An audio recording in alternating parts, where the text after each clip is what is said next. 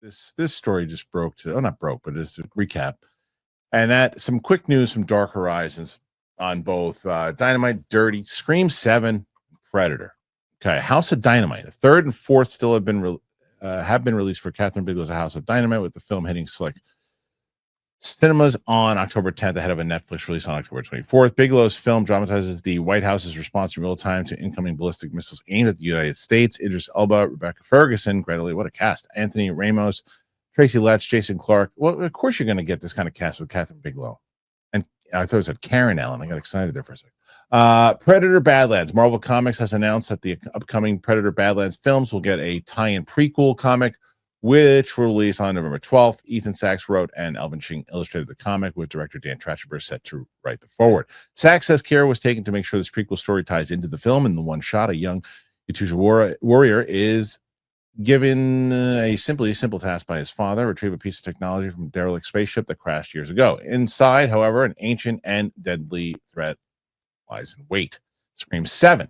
The seventh Scream film continues to recruit more talent from the original films, with the composer Marco Beltrami set to return to the franchise to do the film score. With his return, along with will come some of his signature pieces from the franchise, including Sydney's Lemon. The movie itself opens on February 27th.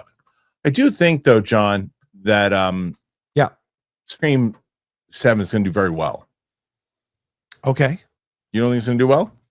I have my doubts. I don't know if that franchise is maybe a little long in the tooth. I don't disagree with that, but I still think but they're also keeping the cost down. I can't imagine they're spending. That's what I'm saying. Those movies don't cost enough to really be all. That's my point that I make with all this stuff is that if you spend however much you're going to spend on Scream 7, all you have to do is get your core audience into the theater. Yes. When you spend more than that, then you have to get the core audience and create new people who love it, and then find other people as well who might just want to go see it. That's when you like the Mission Impossible, where you're going to get the core and everybody else too. It didn't spread past. You spent way too much money on that movie, $400 million, and it's a loss. That's heartbreaking. Yeah. This movie, you're going to get everybody who wants to see Scream, and it'll do fine. So I think it's actually going to do well. I don't think the controversies and all that stuff will mean anything to the general audience whatsoever. No. They want to enjoy the film. Yeah, but they don't even know about it. Yeah, the previous two films, $24 million for Scream from 2022, and how much was the last one? Sorry, the last one, Scream 6. They spent $33 million on the budget. Okay, how much did it make? I don't know. 33 to make the last one. And in 2022 during the pandemic, I'm curious what it made. It made where's the box office total? $108 million, I think is what it is. In the pandemic. Yeah, in the pandemic, in 2022. 169. I was looking at the domestic. 169, and it cost 33 to make. This movie's gonna make money. Yeah, and with Nev Campbell, and Nev Campbell wasn't even in the last one. Yeah, it'll be like Freakier Friday, where like what it's doing right now. There's enough nostalgia. Exactly. Yeah, the people who wanted to see that movie saw that movie, and they targeted their audience, and they did it. That's how you do it. Yeah. And then what else is coming? The other stuff. Oh, the Catherine Bigelow movie. Yeah. What is that movie? I mean, obviously, yeah. I mean, from what they say, I mean, but this is, she usually does kind of real stories, right? Yeah. Like, this is the minus Point Break, but this is one of those. Yes. This is one of those things. Yeah. Shopping for a car should be exciting, not exhausting. Man, between misleading prices, hidden fees, it feels like a maze. This is what I love about Car Gurus. They rank the best deals, they verify dealers, and they make sure that you never pay more than you should. Your big deal, it just became a great deal. Car Gurus will connect you with trusted dealerships when you're ready, ensuring a transparent and hassle-free buying process. They give you control to shop how you want to shop with the tools, the information, and data-driven deal ratings that you need. It's no wonder that SimilarWeb estimated traffic data shows Car Gurus is the #1 most visited car shopping site. Buy or sell your next car today with Car Gurus at cargurus.com. Go to cargurus.com to make sure your big deal is the best deal. That is cargurus.com. Cargurus.com. I like it, but I think there's a reason she went to Netflix. Like, you know, I don't know if audiences were going to come out and see this movie in the theater. So she's getting a 2-week window, and then boom, it's right on Netflix to watch. So that's going to be fun to see. I like the stills that have been released so far. As you said, it's a very strong cast. People like to work with her and want to work with her because she's a legend. So we'll see. I hope it's good. But I mean, coming out at this time right now when everything's going on in the world, I don't know how much of this is people want to go to the movie theater to see this kind of movie. No, but that's the same conversation we had before. But but now you have filmmakers who are also understanding that. And they're like, I'm going to go to Netflix. I'm going to go to Prime. I'm going to go to Apple. I'm going to go make movies there because that's where I can. And more people will probably see it. That's the difference. When Snyder says things like, what do you care about the budgets? It doesn't affect you. I always disagree with him. I think it's the silliest thing. But you can see where the directors go, I don't care, but if I give me $200 million to make this movie on Apple, what do I care? It's fine. Thousands upon thousands of people are going to watch this more so than they would if I put it in, a bunch of theaters. I'd be fighting with theater distribution to get it. So it makes sense for filmmakers to go that route.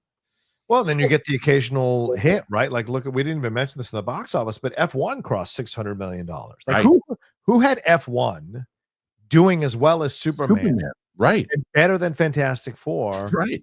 And even coming close. I know 200 million in real time, not that close, but still, the fact that it's even in the ballpark of Jurassic World, it's shocking, utterly shocking. But it shows you that if you can hit this market, like this and Top Gun Maverick, if you can hit this market, there is money there for you to be made if you hit this market right. So I think that's I'm gonna get the audience mad at me. The other reason why F1 did better than those movies. Yeah, it was a bet. Because what? It was a bet. It was a bet. Better. Oh, it was better. Movie. Oh. It's a better movie. I had way more fun, and I felt like I was watching. I mean, Superman and Fantastic Four. I feel like I've seen those movies over the last 13 years. Yeah, I hear what you're saying. So many different times. F1 is not one of these super original movies. No. Old guy, young guy things. Yeah. It felt like an old school movie that I don't get that kind of feeling anymore. It's the reason why I left. How many times have we seen F1 movies? Like, it's not that many, right? Right. Movies, but F1 movies. Yeah. It was why I told you I watched it with my friend. We watched it. I really dug watching it again. I liked it just as much.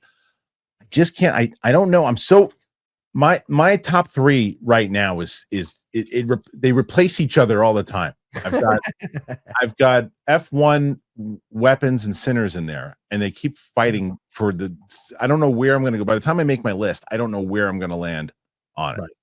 Well, we still got a whole 4 more months. I know there's tons of other things. I'm just saying that, for where that goes. I think you're right on those three. I think I'm in that same.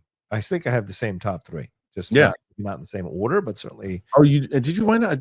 We talked. I don't know. We talked about Weapons. Did we talk about Weapons? I love Weapons. Yeah, I really. Right. You said you didn't. You said the ending was okay for you, right?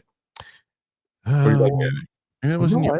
I like the ending. Some people have had issues with the ending, but I enjoyed the ending. I was so satisfied. I was cheering them on. I had such a big grin on my face by the ending. Love that movie. Yeah, love that movie. And Naked Gun is in my top 10 right now. Also, that's the one I didn't like as much. You didn't like that one? I think Naked Gun is in my top 10. First 30 minutes, loved it, and then the jokes started to peter out. It wasn't as funny, and they were forcing. And so for me, it didn't 100%. Plus, I'm not. I know everyone. I know it's cool now to love Pam Anderson, but I'm not the biggest fan of her as an actor. Oh, okay. Well, I think one of that movie could get bumped out, but right now it's in there, and I had so much fun watching it. Right. Where's War of the Worlds for you? The Ice Cube. I still haven't seen it. Did you see it? We should do a reaction to that shitty movie. I always get nervous about that, though, right? Like I wanted to, yeah. I want to, but I feel like no one would care now because it's out of the conversation.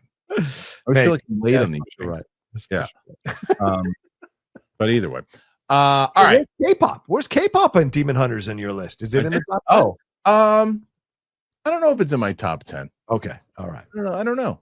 It's really good. I don't know if it is. That's why I want to wait because for me, I get into, and maybe it's just because getting older and stuff too. A lot of the movies that come out from September until December are usually in my list. Yeah. Those are usually in my list because those are the ones that I really respond to, more like character driven, like performances and like the dramas and stuff. That's more so where those usually hit the top for me. But we'll see. I still have two of my most anticipated are still haven't come out yet, Yeah. which is Avatar and After the Hunt. Those two movies I'm Right. very curious about. Tron Ares, I still haven't watched the trailer for. Oh yeah. Yeah. Zootopia 2, I'm actually really looking forward to. So Agreed. Yeah. yeah. Anyway, what's up, Joe? There's a lot of good stuff. Yeah. A lot of good stuff. Well, so we'll see what else. I mean, there's tons of stuff going. There's probably, I guarantee you, this one, mark this down. I guarantee you, there's a movie that is coming out in that time period that I haven't even talked about once, or maybe I did in passing, and it probably will be in my top 10 list because I didn't even realize. You know, like one of those. There's always that movie that starts to get the big buzz around the end of it. You know what I mean? Who knows? Caught Stealing could be it. It could be. I don't know. We'll have to see. Yeah. To see.